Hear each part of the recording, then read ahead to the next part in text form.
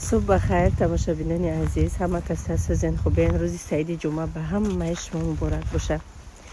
همین دینه یک تا استوری دیدم گوش کردم، نیکیم در حقیقت فقط خیال میکنم که یا نمیدونم دیگه اصولی ملت ها را امی تاجیکای خود موخه که این بخت دستی هر کس نیسته.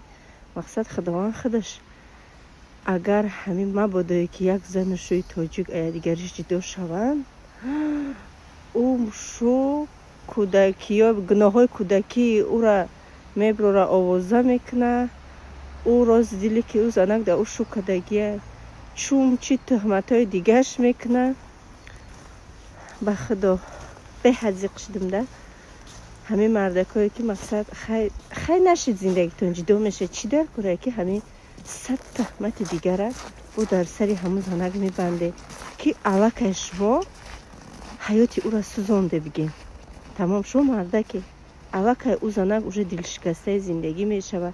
به حد هم خیلی استوری بسیاره می نویسن، به حد.